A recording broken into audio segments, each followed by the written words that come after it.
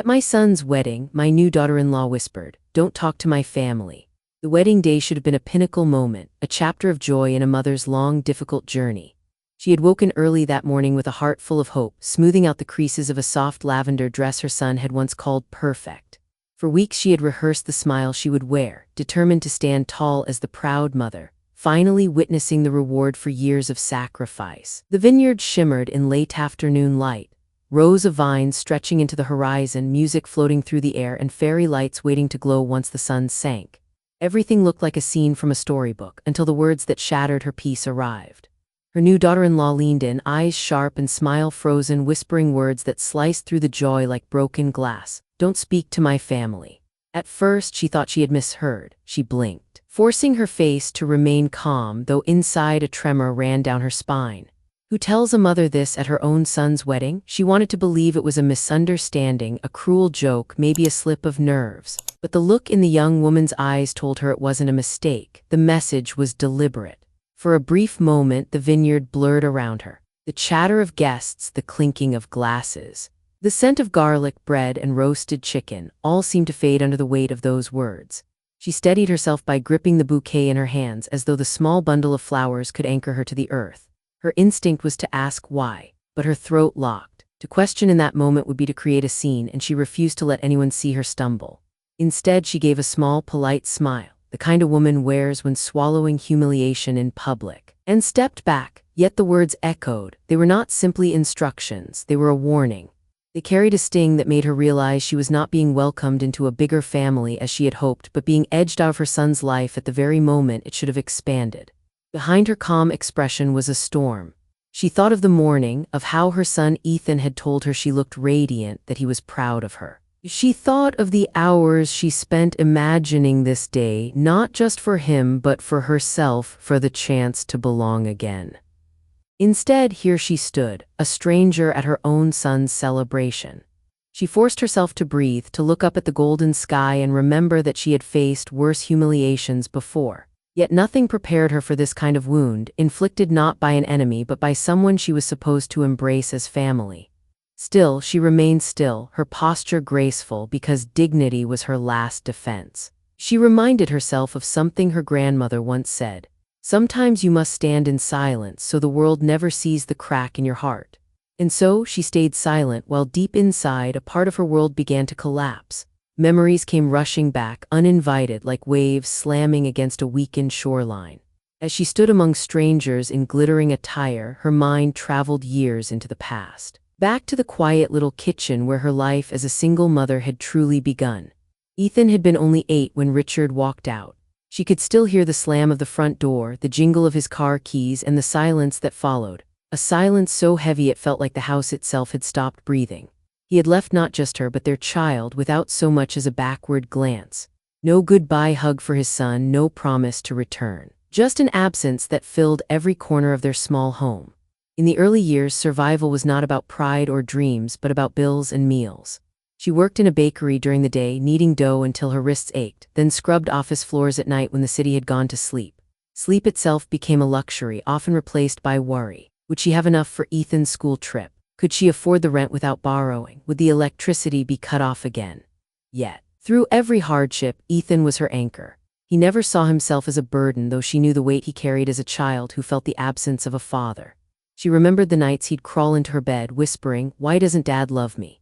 Her chest would tighten, but she'd stroke his hair and tell him, "You are loved more than you can ever know. One day you'll see the truth." She thought about birthdays spent with homemade cakes, their frosting uneven but full of laughter. Christmases where the tree was small but the joy was immense.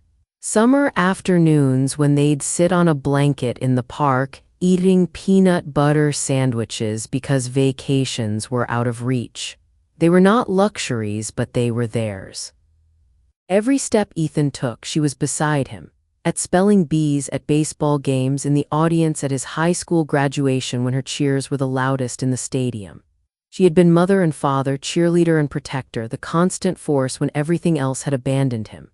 And so when Ethan met Sam and later called her with excitement in his voice, "Mom, she's the one," her heart had soared. She had prayed Sam would be kind. The kind of woman who would recognize how deeply Ethan had been loved and would embrace that history, not erase it.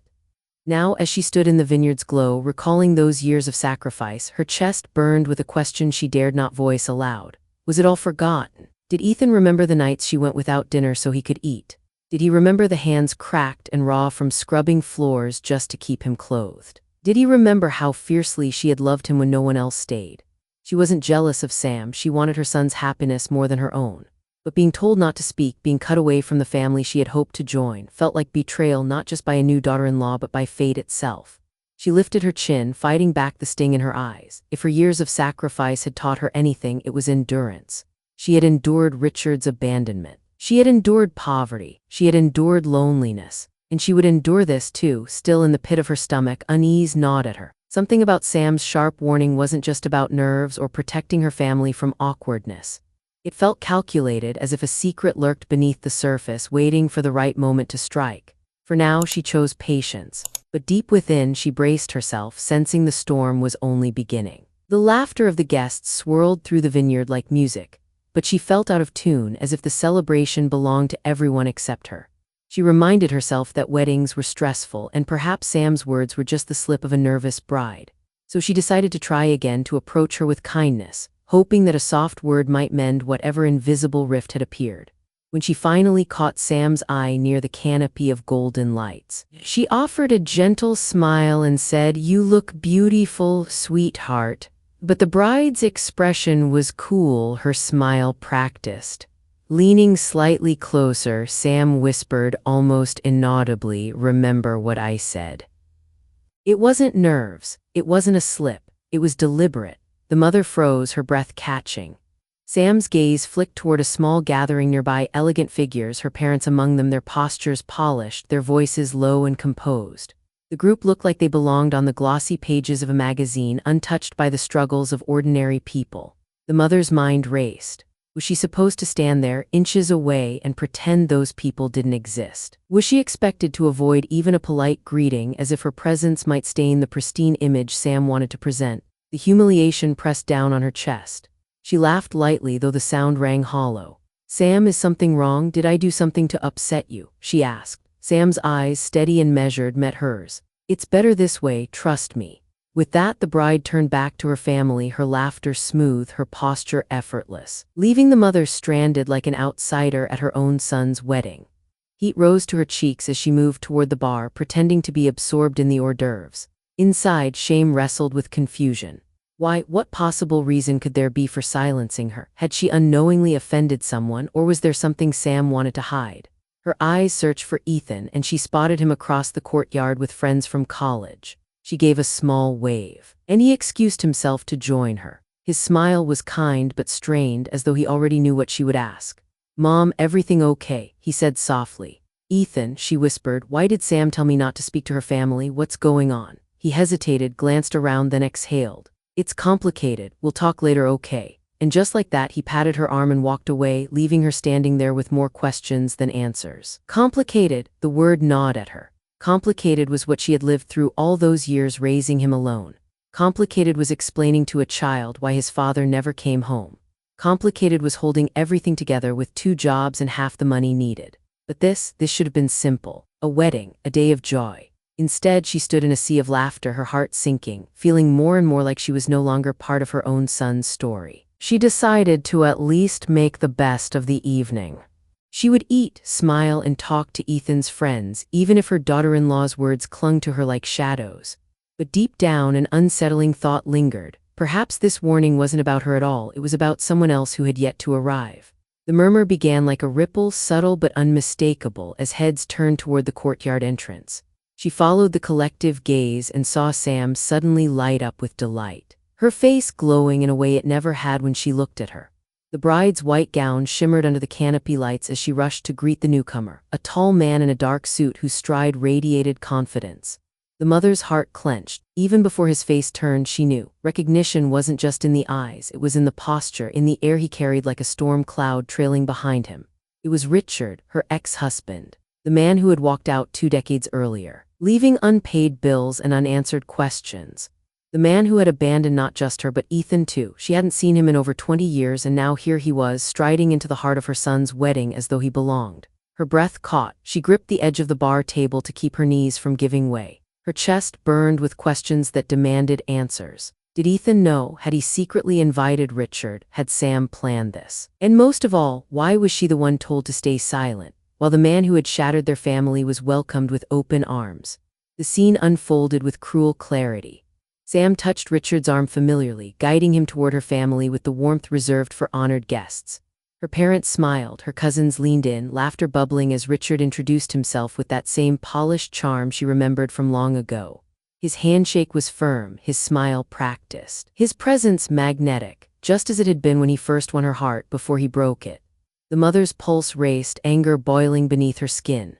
Memories returned uninvited. Richard slamming the door, Ethan crying himself to sleep, the long months of working double shifts to keep food on the table. She remembered the ache in her chest when Ethan stopped asking if his father would come back, because even a child could recognize the permanence of betrayal. And now, that same man stood mere feet away, rewriting the narrative of their family. To Sam's relatives, he wasn't the deserter. He was a charming father-in-law, introduced as though he had always been part of Ethan's life. The injustice was so sharp she could hardly breathe. Her instinct was to storm forward, to expose him for what he was. She longed to tell Sam's family the truth, that the man they welcomed so warmly had left his own son behind, never calling, never showing up, not even for birthdays or graduations. She wanted to shatter the illusion before it hardened into something permanent. But she caught herself. To do that would mean creating a scene. It would mean giving Richard exactly what he wanted, proof that she was bitter, unstable, someone unworthy of being included. She could already see the smug flicker in his eyes, daring her to unravel. Her hands trembled, but she forced them still. Dignity, she reminded herself, was the only weapon left to her, and she would not hand it over so easily. Yet the wound cut deep. She had dreamed of this day as the culmination of all her sacrifices, the moment her son's future expanded to include a new family. Instead, she stood on the margins, watching the man who abandoned them step into the very place she had been pushed out of. The vineyard glowed with laughter, glasses clinking, music swelling, but to her, it felt like standing in the shadows of her own life. And for the first time that evening, she realized, this wasn't a misunderstanding. It was orchestrated. Someone had made sure she was silenced so that Richard could be welcomed. The betrayal was not just from Sam, it was from Ethan too. Her eyes stayed fixed on the scene before her, each detail sharpening the cruel truth. Sam's hand lingered on Richard's arm, her smile practiced, her laughter light. Her polished parents leaned in as though he were a man of stature, someone to admire. Not one person in that circle knew the nights he had left them without heat, the creditors knocking at their door, or the way Ethan had cried himself to sleep asking why his father never loved him. And suddenly, Sam's warning at the beginning of the day made perfect sense. Don't speak to my family. It hadn't been about avoiding awkward introductions. It was about controlling the story. Sam didn't want the truth revealed, the truth of who Richard was, of what he had done. She wanted her family's image of Richard to remain spotless, unmarred by the reality of his abandonment. The realization made her stomach twist. It was one thing to face betrayal from Richard. She had come to expect that after all these years. But to be betrayed by her son, the boy she had poured her life into raising, cut in a way she could barely endure. She forced herself to remain still, her expression neutral. Anger boiled inside, but she refused to let it spill. Her grandmother's words echoed again. Your dignity is the one crown no one can steal unless you hand it over. Her mind replayed every sacrifice. The long nights working 2 jobs, the hunger she hid when she gave her last portion to Ethan, the hope she kept alive when the world seemed intent on crushing it. She had held on to the belief that one day Ethan would understand, that her unwavering love would matter. And yet here she was, standing silent while the man who abandoned them was embraced like a king. The pain wasn't just emotional, it was physical. Her chest tightened. Her throat burned and her eyes threatened to well. She gripped her champagne flute with steady fingers, holding onto it as if it were the last thread tethering her to composure. But then, like a cruel twist of fate, her gaze landed on Ethan across the courtyard. He wasn't just tolerating Richard's presence, he was complicit. His body language betrayed the truth. The small nods, the occasional smiles, the way he neither recoiled nor confronted. He knew Richard would be here. He had allowed this. A bitter taste rose in her mouth. She wanted to march across the courtyard, demand answers, demand truth. She wanted to ask her son why he had chosen deceit on the most sacred day of his life. But she also knew the trap. One outburst, one slip, and the story would not be about Richard's betrayal. It would be about her. So she stood tall, outwardly calm, while inside, betrayal carved deeper and deeper. Around her, laughter grew louder. Golden lights flickered brighter, music swelled warmer. But for her, the evening had turned cold, the vineyard transformed from a dream into a theater of humiliation. And in that moment she understood this wasn't about her inclusion, it was about her erasure. The urge to lash out pressed against her ribs, a storm building beneath a calm exterior. She could almost see herself stepping forward, pointing at Richard with trembling hands. Telling Sam's family the truth they deserved to know, she imagined their gasps, their judgment shifting from her to him. For a fleeting second, the idea felt powerful. But then another image entered her mind, Richard, standing tall and smug, twisting the moment into his advantage. He would tilt his head, feigning patience, and say, "See, this is why I left, she's always been like this." Sam's family would nod politely, their polished faces wearing sympathy for him, not her. She would be cast as the bitter woman unable to let go of the past. No, she would not hand him that victory. She took a deep breath, reminding herself that strength sometimes comes not from speaking, but from refusing to break. She smoothed the front of her dress, squared her shoulders, and silently vowed that no one, not Richard, not Sam, not even Ethan, would see her crumble. Still, the betrayal burned. She caught Ethan's eyes across the courtyard again. For a moment she thought she saw guilt there, a flicker of hesitation. But just as quickly he looked away, laughing with a groomsman as though nothing in the world was wrong. That small act cut deeper than all the rest. She decided she needed air, a quiet corner away from the music and chatter. As she slipped through the crowd, she overheard fragments of conversation, Sam's relatives praising Richard's charm, complimenting his distinguished presence, as if he were some pillar of strength rather than the man who had abandoned a wife and child without remorse. Each word was a dagger. But she kept walking, her heels clicking softly against the stone path. In a shadowed alcove beneath a trellis of vines, she steadied herself. The vineyard's fairy lights twinkled above like tiny stars, indifferent to the turmoil in her heart. She closed her eyes and inhaled deeply, letting the scent of grapes and earth remind her that the world was larger than this moment, larger than this betrayal. "I've survived worse," she told herself, "and I will survive this too." Her grandmother's advice returned once more vivid now. When people rewrite the story to make you the villain, do not audition for the role. Those words settled in her heart like armor. She would not give them the spectacle they wanted. She would not cry where Richard could see, nor lash out where Sam could twist the narrative. Dignity was her last possession, and tonight she would guard it with her life. Yet even as she repeated these truths to herself, she couldn't shake the feeling that the worst had not yet come. There was still more to uncover, more to wound her, and it was waiting just beyond the laughter and the lights. She returned quietly toward the canopy, intending only to gather her things and perhaps slip away unnoticed. But then she stopped, half hidden behind a vine-covered column, as a new conversation drifted toward her. Sam's voice, clear, confident, even smug, rose above the hum of laughter. "It's better this way," the bride said, her tone casual as she sipped from a champagne flute. "My family likes Richard and he's paying for half the honeymoon. Linda's just history." The words struck like a physical blow, her name spoken so coldly, stripped of all meaning. History, that was what she had been reduced to. Not a mother, not a woman who had sacrificed everything for Ethan, but a relic to be erased. Her breath caught, and for a moment she felt as though the ground beneath her had disappeared. The betrayal wasn't subtle anymore, it was deliberate, intentional, spoken aloud as though she were nothing more than an obstacle cleared from the path. A bridesmaid leaned in, whispering a question she couldn't quite catch. Sam's reply was swift, dripping with dismissal. "She's always been the problem. Ethan knows it, this way. We can have the life we want without her in the middle."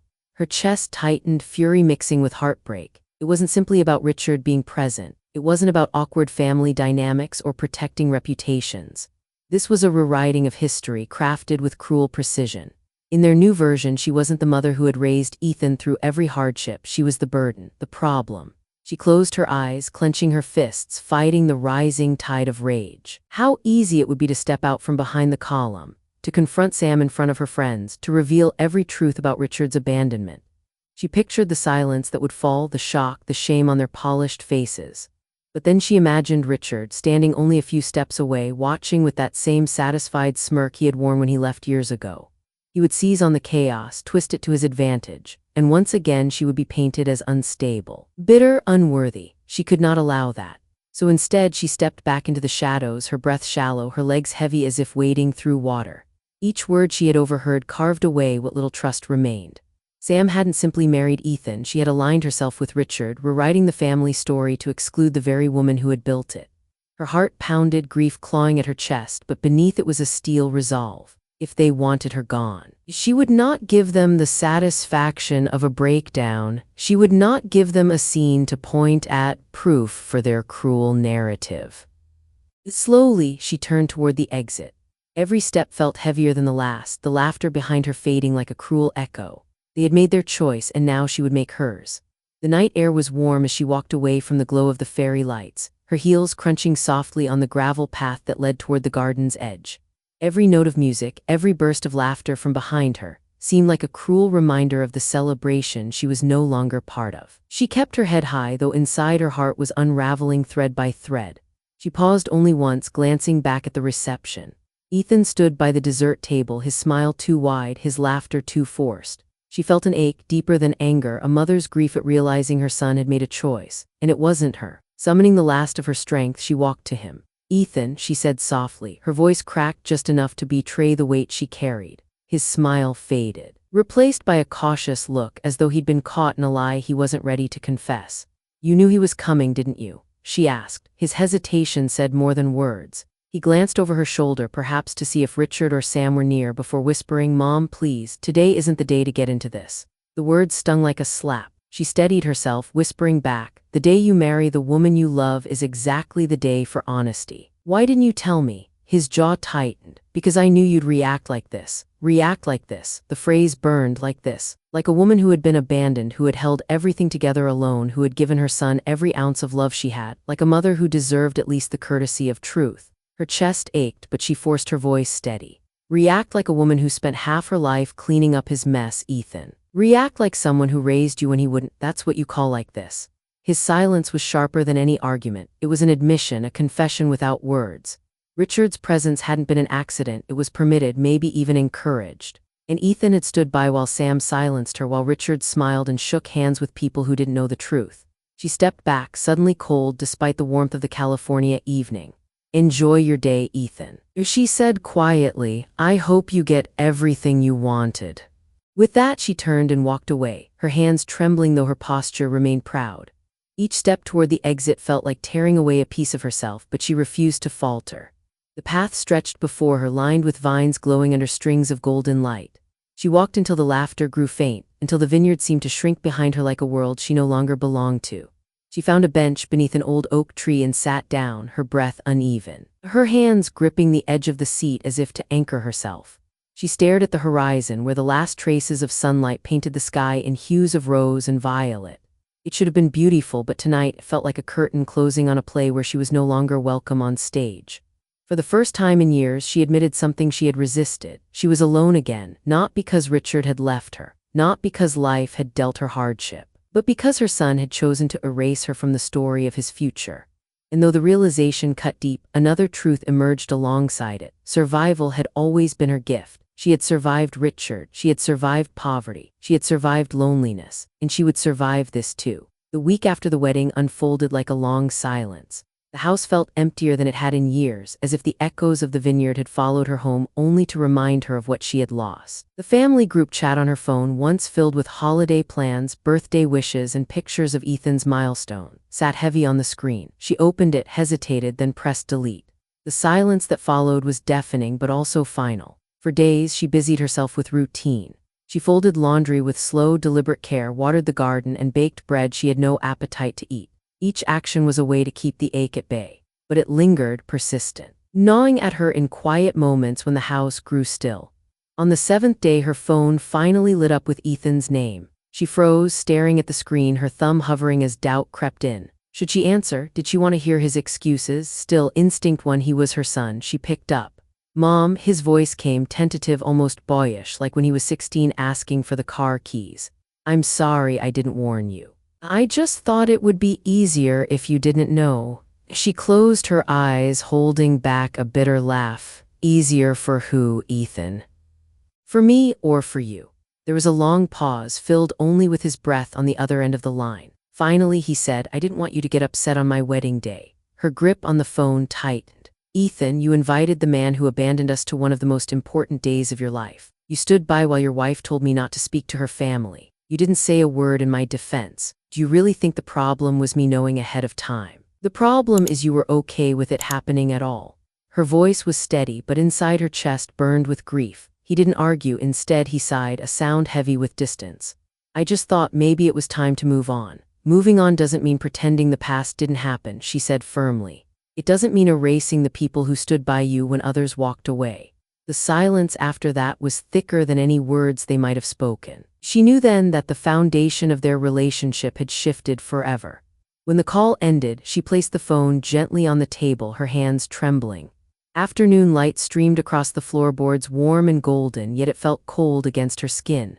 For the first time in her life, she faced the truth she had never imagined. Her son had chosen a life that no longer had space for her. And as painful as it was, she also knew she could no longer wait for his approval to define her worth.